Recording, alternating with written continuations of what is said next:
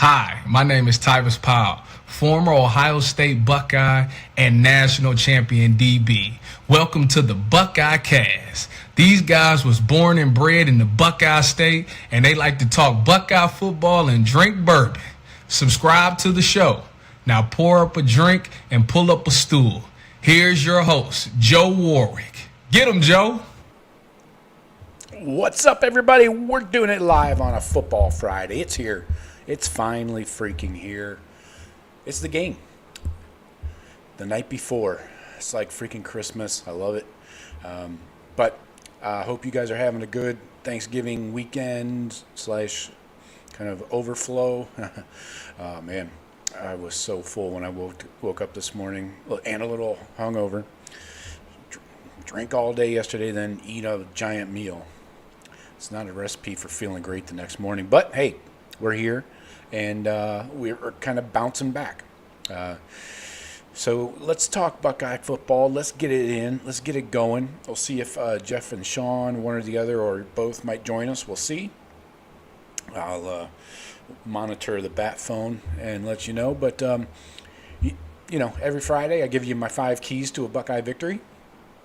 This one just happens to be over the Cheaters. And then we'll talk Week 14, your best bets.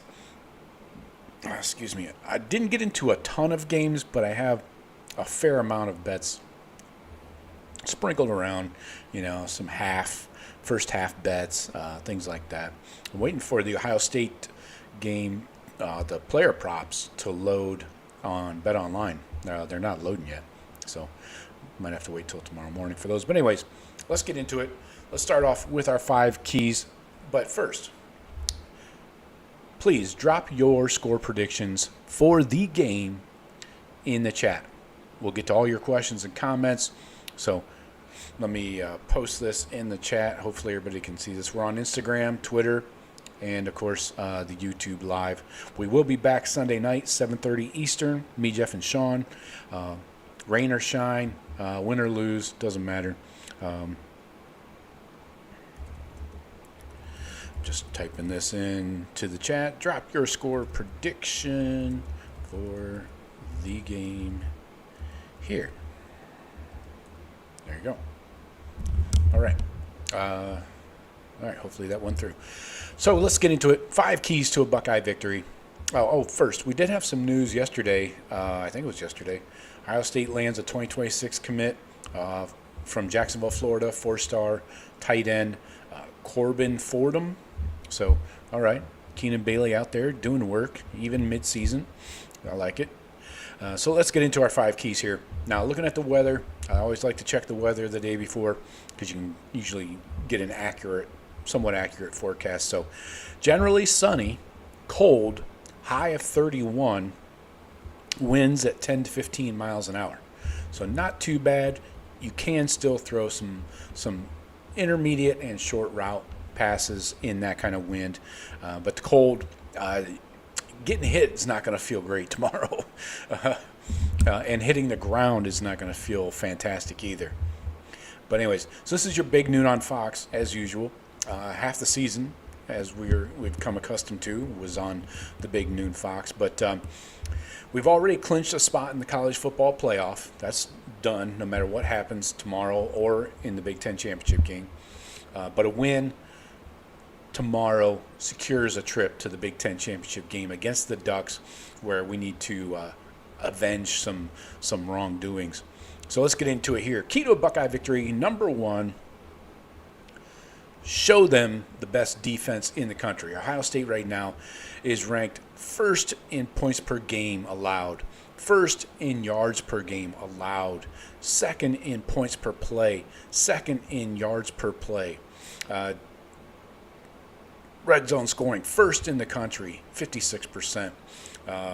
Second in rushing yards allowed per game. What else here? Third in passing yards allowed per game. So let's go out and show the world, show this cheater Michigan Wolverine offense, show this team we are the physically superior team. And we got to go out, win that physicality battle. And how you do that? Shut down the run. Power 4 D lineman Jack is 6th in the country. JT is 6th. Jack is 8th in PFF grades. Power 4 D lineman. And Ohio State as a team has the 5th best run defense grade in the country. So the Buckeyes, they rank 6th in the country, allowing just 3.9 yards per carry. 5 of the Buckeyes starters currently own a run defense grade above 80.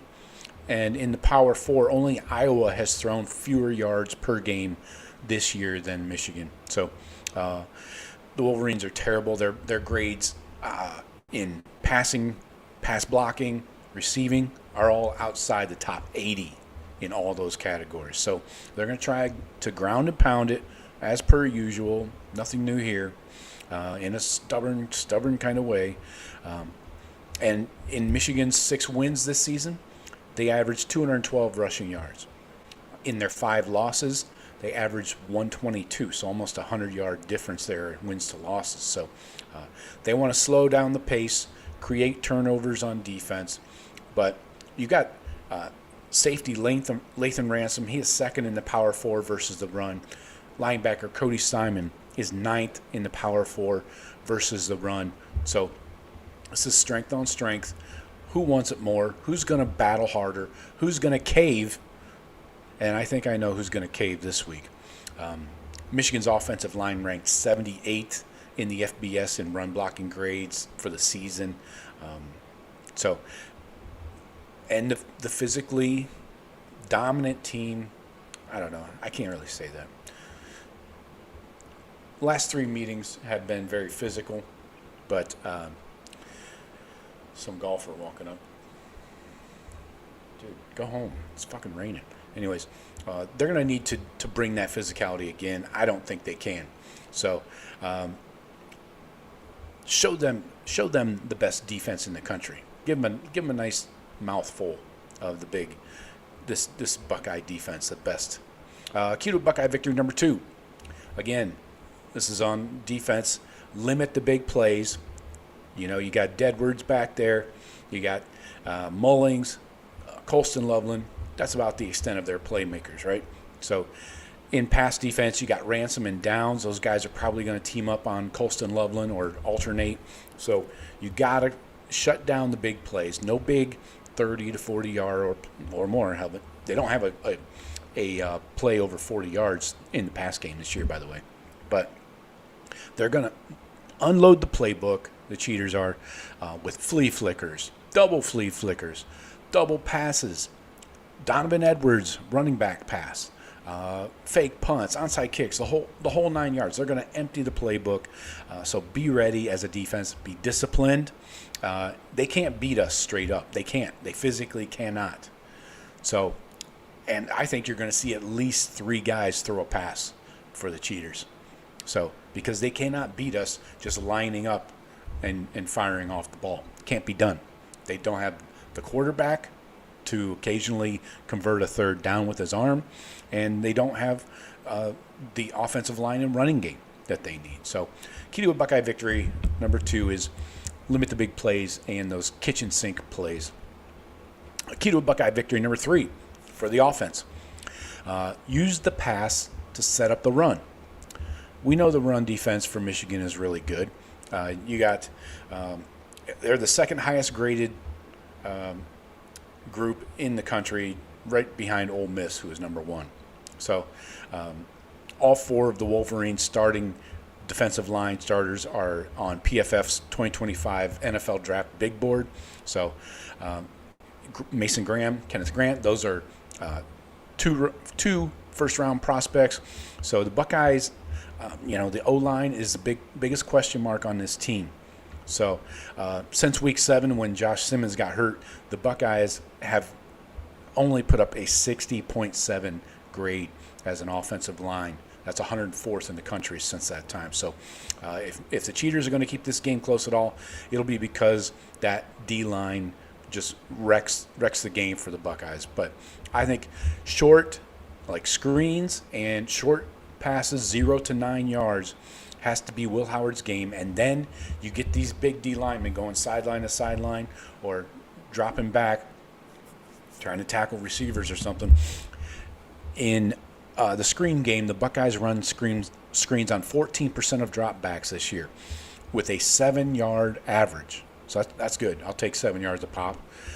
Then on the short routes, 0 to 9 yards, on 44%, they run those on 44% of Will Howard's dropbacks. He's completing an 82% clip, 7.7 yard average, and 9 touchdowns. So again, use that screen and short yardage underneath routes to get this D-line moving, get them on the run. Then you can pound them with the run game right up the middle. Texas set up this entire blueprint earlier in the year against the Cheaters. They spread them out, attack the edges with the pass and the run game. Then when Graham and Grant come out of the game, Michigan has no depth behind them. So then you pound it right up the middle where those guys vacated. So use the pass to set up the run. Key to a Buckeye victory number 3. And also, wide receivers, get those hand warmers ready. You're going to need that shit. This Team Up North defense has holes all over in its pass defense. Number 10, the slot corner, Barry. Number 20, the corner, Hill. Number 12, Hall, the other corner. And the safety, Page, number 7. These guys are all liabilities in the secondary. Will Johnson is officially out. And then the linebackers are terrible in coverage too. Number 15, Houseman. Number 1, Barham. These guys cannot cover Trey or Quinchon even out of the backfield. So that's why I see utilizing the pass to set up the run. Now, key to a Buckeye victory number 4. While we're on offense, we need a clean, crisp operation here. It's going to be crispy out there, not in a good way. The Cheaters, they need turnovers to keep this game close, right? So you can't have picks, fumbles, penalties, fake punts, onside kicks. The offense has to be perfect. I'll take a 0-yard gain if it means you're not going to turn it over. I'd rather you possess the ball than try to make a huge monster play. Those are going to come. Those big plays are going to come, but possess the ball, take care of the ball, and let's not get a shitload of penalties on offense either. This should not be a problem. We're playing at home. So, again, the Cheaters need to steal multiple possessions, and so you got to grip that ball a little tighter. You got these guys, their DBs like to jump routes, so maybe hit them with some double moves. Whatever. Will Howard's going to have to be on top of his game. Cannot have picks and dumb decisions here. All right, key to a Buckeye victory number 5. The fans. 2 weeks in a row, we need you to bring it. Just like last week, I know it's going to be freaking cold. You got clothes. Go buy some clothes if you have to. But we need to force the Cheaters' offense into a silent count. You saw what it did against Indiana. It ruined them. They did not know what to do. They pissed and shit down their legs.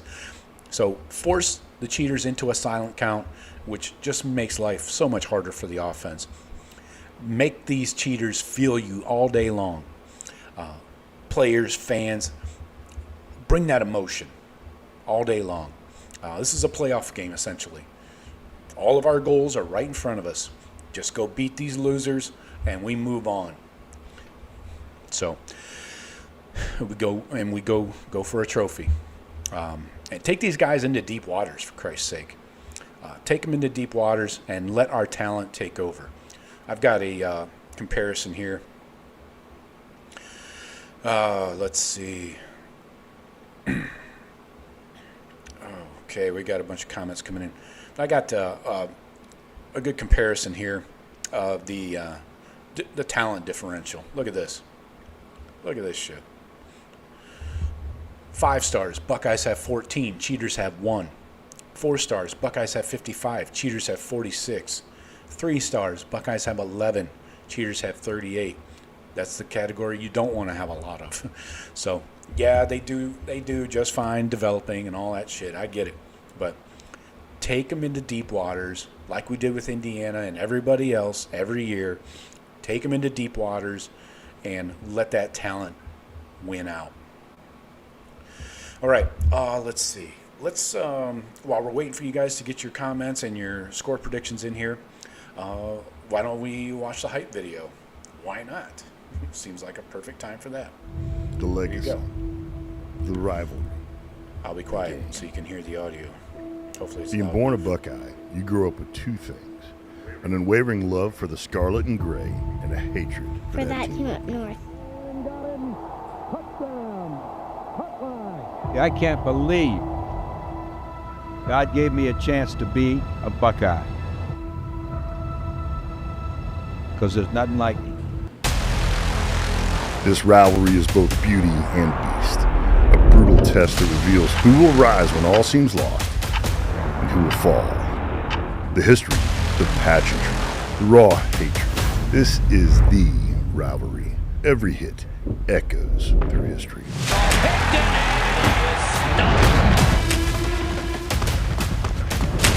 Every play is more than a moment, it's a statement.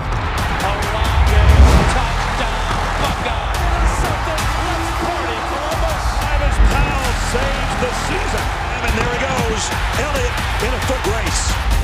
If you grew up a Buckeye, if you grew up in the great state of Ohio, or if you are a Buckeye now, this is the real one. This is the greatest rivalry in all of sport, not college football, all of sport. This is what we play for. This is what we work out for. This game right here. Intercepted.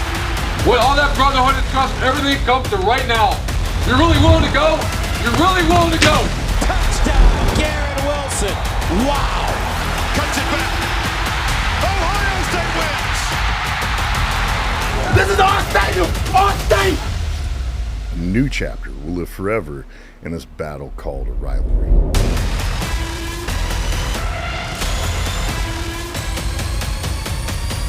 It doesn't get any more big time than this.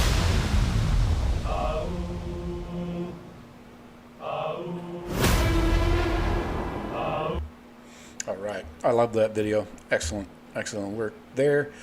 The legacy. This is a legacy game for everybody that's playing in it. Let's see. We got a little OG Walt. Let's get him out. I give people my thoughts on things. I get that. That's a short. But telling them what they want to hear, nah, I ain't with that. So we get in the building early. We leave nothing to chance. We got one mission this week. That's a pair of gold pants. We prepare things the right way because the game will show you no mercy. Like leftover Thanksgiving food, and it's going to be cold turkey. That's a good one. OG Walt bringing the rhymes. I love it every week. Never lets us down.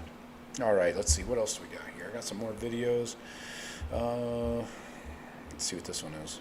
Oh, you got some players talking about what it's like to play. Well, the rivalry means everything. I mean, that's kind of a cornerstone of who we are at Ohio State. I mean, you come here for the rivalry, and you come here to beat the team up north. It's safe to say there's a lot of unfinished business with that, and we know it needs to be done and how it should be done. But yeah, it's the one thing that you learn coming into this program, into this school, is to hate them, and I hate them with a passion. You know, that's the make or break game right there. It's just, growing up as an Ohio State fan, I always hated the team up north. If you don't say it means everything, then something's wrong with you. It means everything. Being from Texas, I wasn't in it. But when I first came here my freshman year, when I first experienced it for the first time, I was like, yeah. I understood what the game was, what the game meant to the state of Ohio, what the game meant to this football program, and there's just a different intensity that goes about it. I respect it so much, but you know, these last couple of years have been rough, and it really means everything to me because I've hated Team of North since I was young, since I can remember. I've had my mom has always wondered why, and I never knew I liked Ohio State, but I just always knew I didn't like Team of North. So it's everything to me, and we put in the work now to accomplish that stuff later. So everything we do here is to build towards it, and we're just gonna be ready for when that comes this year. All right. It's always good to hear the players talking about what the game means to them and what thoughts go through their head when they think of the rivalry and everything. So, love that. What else do we have here? Oh, here's a good one. This is the last one. Who's that punk on the left trying to yell at looks like an equipment guy or something. Pointing and shit like he's going to do something.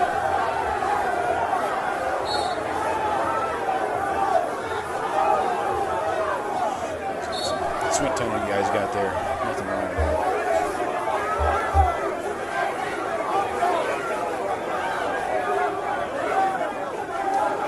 That's mayhem. That's complete mayhem.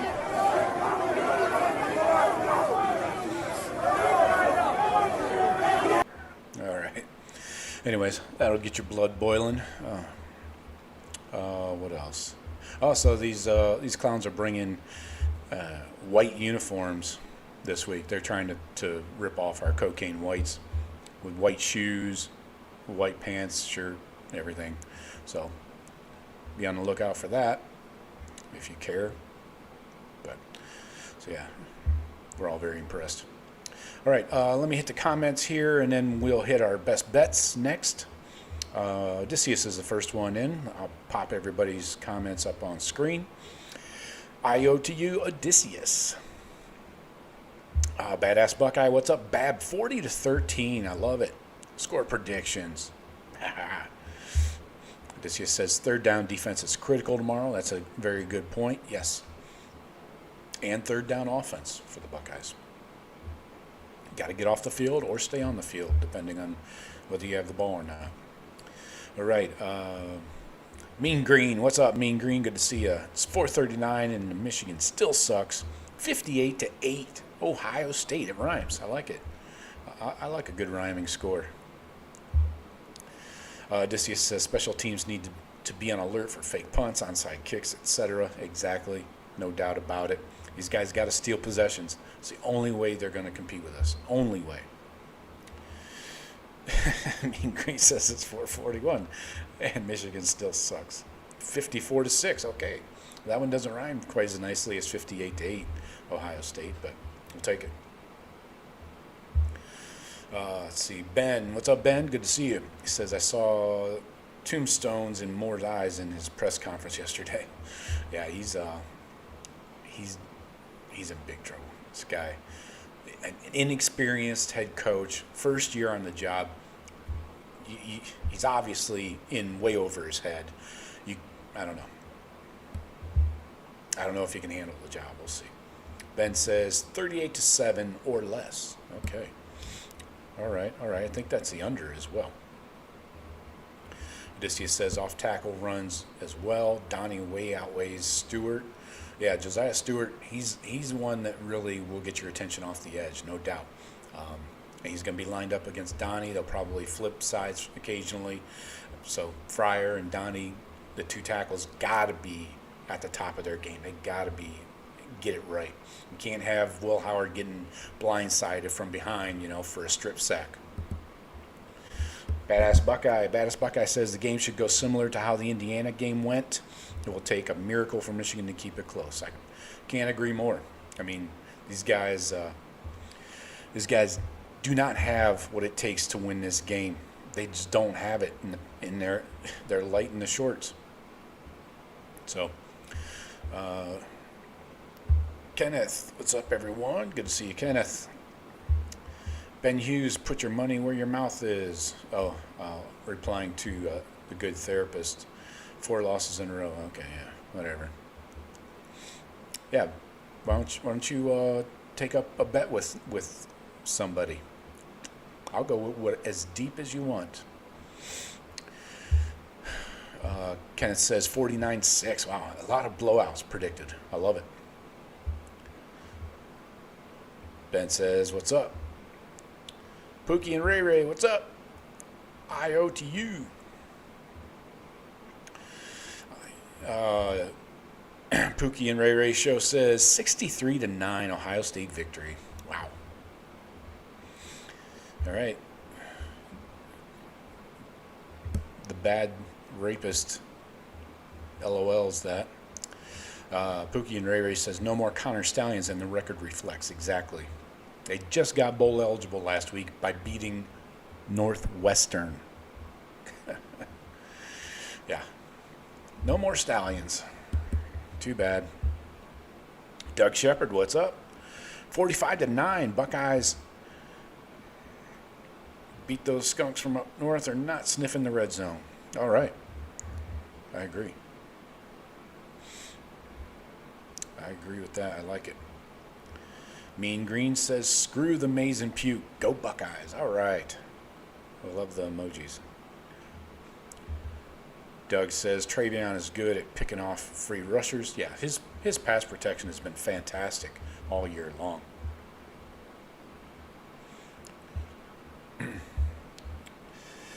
Ken Bow, the whole team must play smart to the whistle. Nobody getting kicked out of the game. Yes. To the echo of the whistle, of course, but let's keep our heads here, right? And we don't need to give these guys extra, ammunition or free yardage, free first downs, anything like that. So, okay, Sharon Moore is in over his head. He did beat Ryan Day as an interim. That's not Sharon Moore's program last year. You not get that? That was Harbaugh's program. I thought that was clear. Anyways, whatever. So let's get into our best bets as we near the top of the hour. We're going to go till about 5:30. Looks like Jeff Norshawn will be joining us. So let's get into them. On the season, I'm 78-70. I went 10-6 last week. A nice little bounce back week. Week 13, let's see. We lost on the Hudson Card over/under passing yards. We lost on Ole Miss. They were favored by 11.5. We did hit on the under in that Ole Miss Florida game. We hit on the Cheaters beating Northwestern by 10.5. We hit on Jack Lausch under 154.5 passing yards. We did lose on the Davis Warren under 149.5 passing yards. I think he had like a season, probably a career high for him. Texas, we lost on that one. Texas was favored by 20. We lost on Penn State and Minnesota under 45. We hit on Notre Dame by 14 over Army. We hit on the under for the first half of Alabama-Oklahoma. We lost on the spread because Bama's a bunch of clowns. And we did hit on the under for the game, 46.5. The Buckeye game, we went 4-0. Obviously, the 13-point spread we covered easily. Over 51.5, thanks to those late 2 touchdowns. Travion, over 57.5 rushing yards, thanks to that end of the game 39-yarder. And then the Emeka Egbuka anytime touchdown, that was an easy one. All right, so let's get into this week. Let's get into it here. 7:30 tonight. On ABC. Georgia Tech 7-4 at number 7 Georgia. This is in Athens, but how far? It's not that far from Atlanta to Athens, so it's almost a home game for both teams. Georgia Tech, they are the underdog here, of course. Georgia's favored by 19. Looking at this game, according to the numbers, we've seen what Georgia Tech can do, what they've done against Miami. Georgia Tech on offense is not super impressive. They're 79th in the country in points per game. Yards per game, they're 50th. And running the ball, they're 39th. They put up 179 on the ground, thanks to Haynes King and that rushing attack. Passing yards, they're 70th in the country, so right in the middle. Not really doing anything great there. Now, the Georgia Tech defense, they're not doing anything super impressive either, but they do get off the field on third downs. They're 21st in the country on opponent third down conversion percentage. Passing yards or rushing yards allowed, they allow 133. That's 45th. Georgia's not a threat to run the ball at all. Passing yards, they do allow 232 per game. But I think Georgia Tech can keep this close. They can, if they can rally the troops here tonight. Maybe Georgia gets caught, looking ahead, whatever. We'll see. So I'm taking Georgia Tech plus 19 for the game, and I'm taking the under. I think Georgia Tech keeps this a low-scoring affair, and therefore they keep it relatively close. I don't think they win straight up, but give me the points. So under 53 on the total as well. Oh, we also got a 7:30 Big Ten game here. You got Nebraska going to Iowa. Is that polar vortex in effect up there? I don't know. I haven't heard anything there, but it sounds like hell to me. Let's see here. So we got in Kinnick Stadium, Iowa City. Nebraska's 6-5, just got bowl eligible as well. Iowa 7-4. Now, I'm taking. Let's see. This is Iowa favored by 3. So looking at the stats here, Nebraska started off the season, Ravioli was killing it, winging it around the field. Then reality set in, right? And this Iowa defense is no joke. This is going to be a low-scoring affair. I don't see how Nebraska makes this close. They're 85th in the country in points per game. Nebraska is 90th in yards per game. They only put up 353 total offense. And Iowa, that's their wheelhouse. They're 14th in points allowed. They're 22nd in yards allowed. They're 38th in third down conversions, 43rd in red zone scoring, and they're gonna shut down your running game.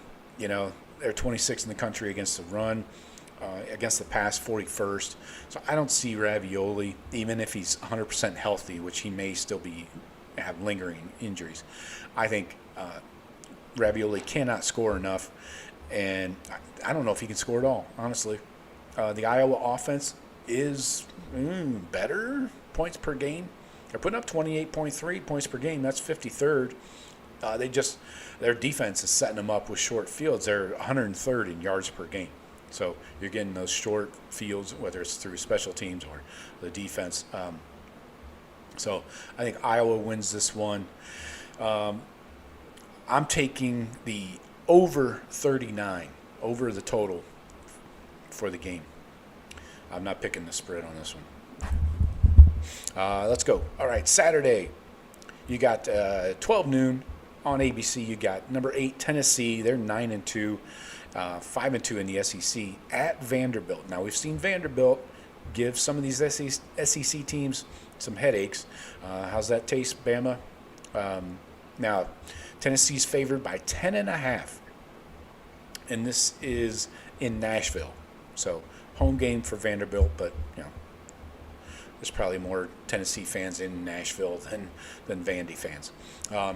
So Tennessee, they're in the top third, top fourth of points per game on offense, yards per game. They're putting up some gaudy numbers, and even yards per play, third down conversions, fourth down conversions. They're very effective there, but their red zone scoring is not great. They're 108th as an offense.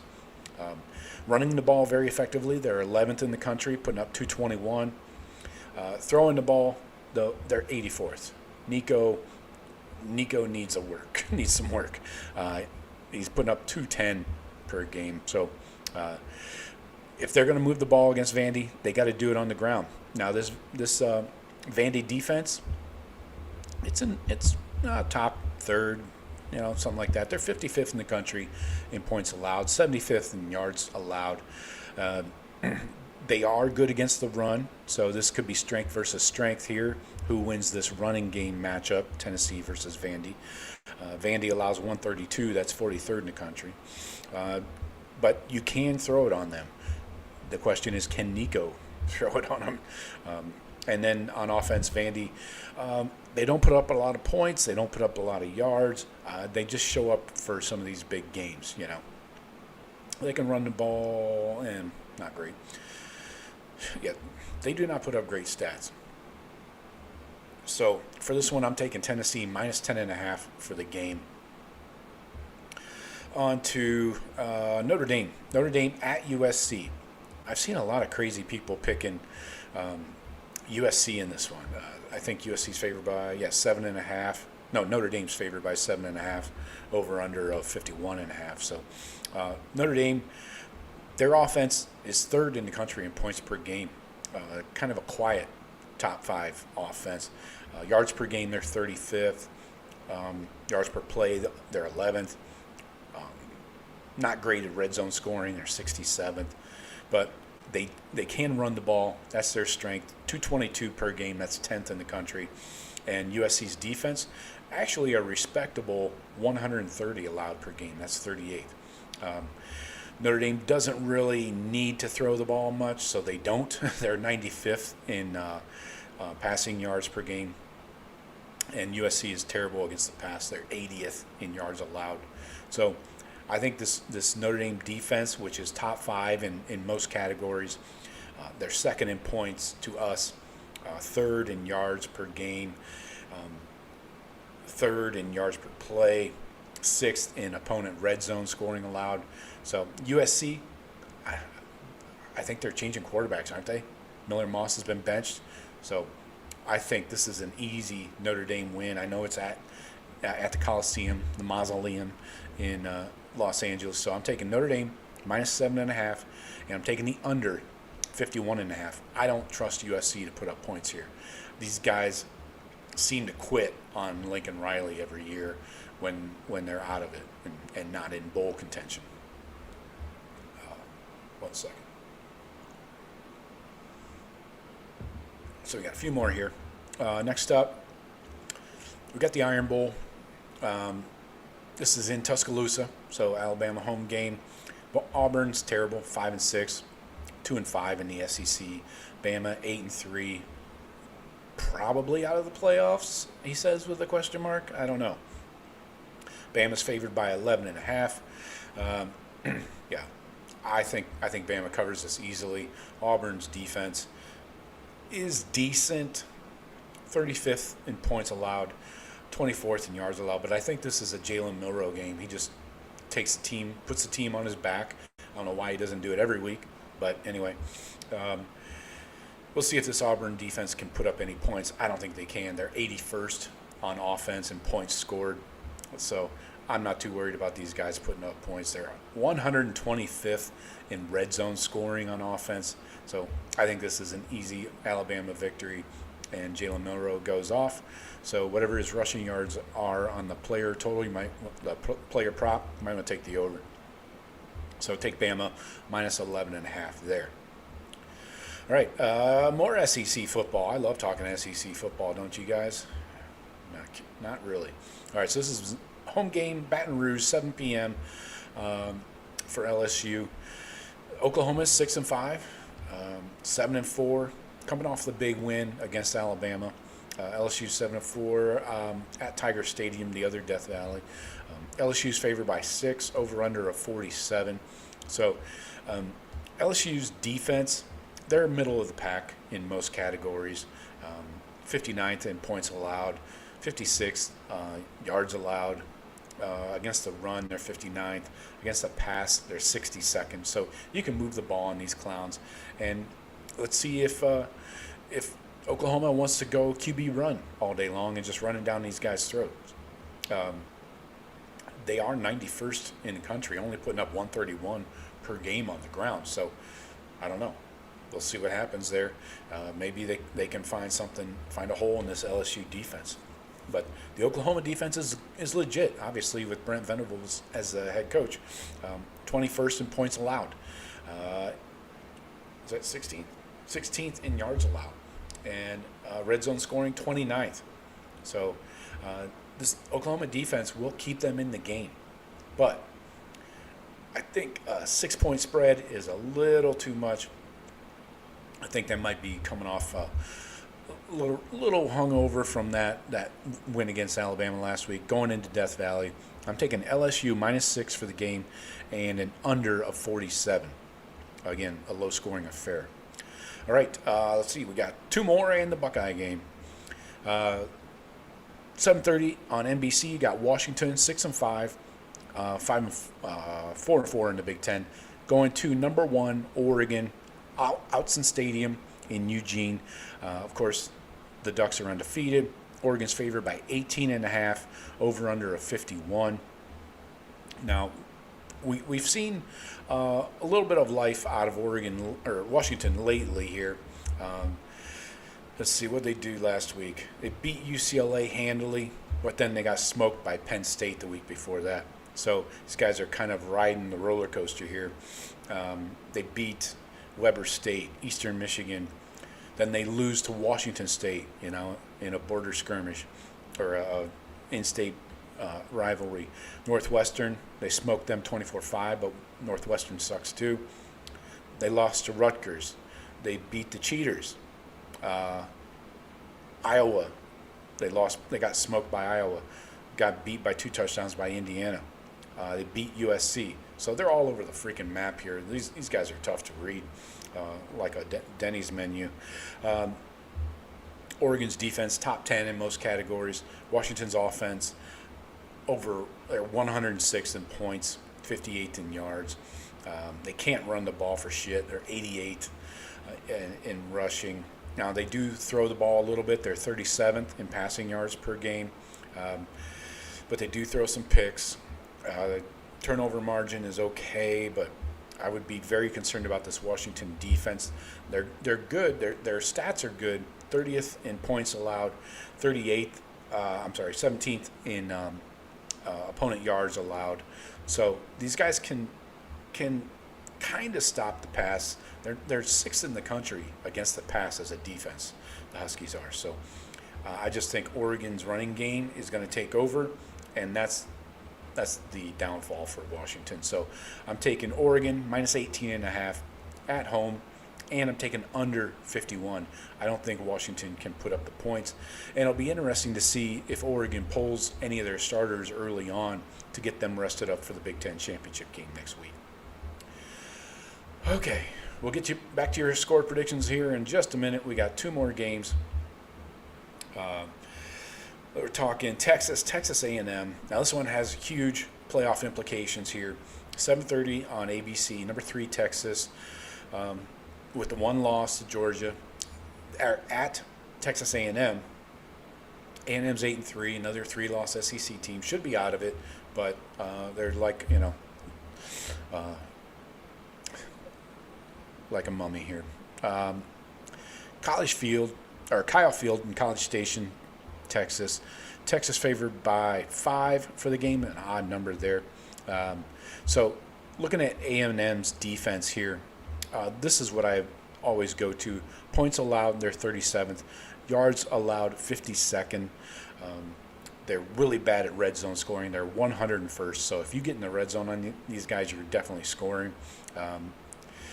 And again, the A&M cult thing just weirds me out. I don't understand it. Anyway, then you can throw the ball all over these guys, Texas A&M. So Quinn Ewers, if he's 100% or even close, 75, 80% with that ankle, I think he's going to light him up, and I think you're going to see Arch Manning in there early to give Quinn a break. Hopefully, we'll see what happens there. But I think Texas, their defense is in the top 5 in all categories. So A&M, they're middle of the pack, 40th in points scored, 43rd in yards put up, passing yards 83rd, rushing they're 20th. So they can try and run the ball in Texas. Texas is too freaking good, man.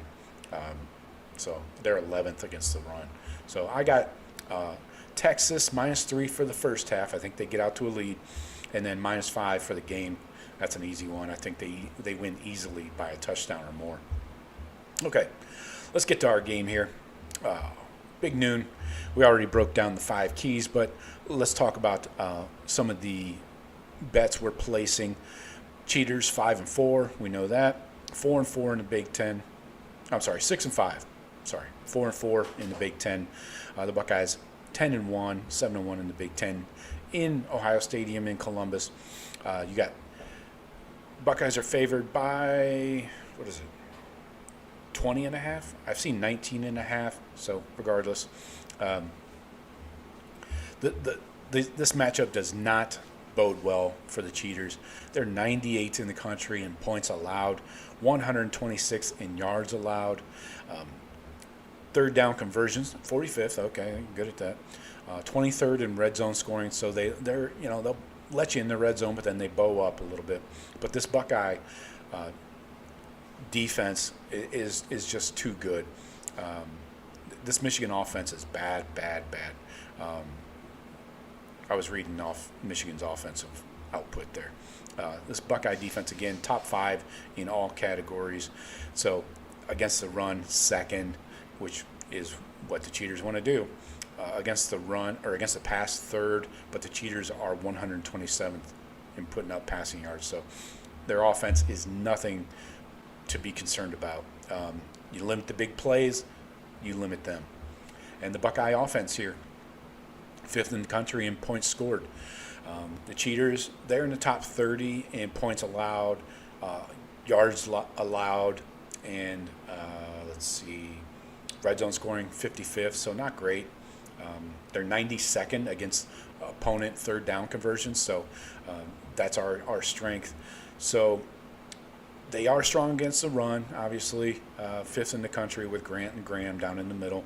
And then their passing defense, we talked about the holes in that pass defense. They're 65th, allowing 222 per game, and that's right in Will's wheelhouse. That's basically his average, maybe a little under. So I see the Buckeyes winning this one comfortably. For the first half, though, I think it's going to be tight. So I would take the under for the first half, under 23. And for the game, I think it's with the cold weather, I think it might be difficult for big plays to be produced. So I go under 43.5 for the game. All right. Okay. Score predictions from our last Sunday night. Me, Jeff, and Sean. Let's see. I had 27-9. Jeff had 38-12. Sean, the big money man, 52-10. The Buckeyes have won 15 of the last 19, 10-9 against the spread, and the game has gone over in 15 of those 19 meetings, including the last 10. But this weather being so different this year compared to previous, I think it's not conducive for scoring. So, all right, let's get back to the chat. Let's see. We had Ken up. Doug says IO. Kenneth says, actually wouldn't even be mad if someone took a personal foul penalty, take away one of Iggy's PIs. Yeah. Can we limit the pass interferences this week by IGB? Just asking for something very, very simple. Keep it to 1. I have the over-under at 1.5, so unfortunately the over looks very strong there. All right, the good therapist, the one Michigan fan in here, let's talk about him. I actually respect your team, but the fans are delusional. Every year, top-notch talent, but can't win. Okay, whatever you say, Chief. Mean Green says, tomorrow, 3 years of rent are overdue for 3 years of cheating. Ooh, I like that. It's a reckoning.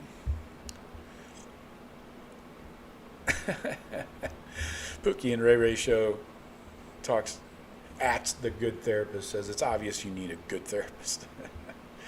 Good one. Oh, Matthew. What's up, Matthew? Good to see you. How's the 419? Matthew says, it's here, Joe. Game day tomorrow. Been busy as fuck. Missed a lot of shows, but I'll be tuned in tomorrow after we team up North's ass. Hope you will join us Sunday night, too. We will be back, 7:30 Eastern. Me, Jeff, and Sean. So hope you'll join us then, Matthew, sorry. Let's see what else we got here. Matthew says, I-O. Ken says, I hope the Buckeyes sideline coaching staff and people pay attention to what scums are doing on their sideline. Make appropriate changes at halftime. Yeah, in regard to the sign stealing and stuff, yeah, you know they're going to be stealing shit. So it's just a matter of adjusting, right? Again, I want the crowd to force the Cheaters offense into a silent count, because I think that's the death of them. Their offense sucks bad enough. If they have to go on a silent count like Indiana did last week, forget about it. It's over. You are roasted like a Christmas turkey. Ben says, the only intelligent sign in Ann Arbor is Columbus, Ohio, 247 miles. Nice.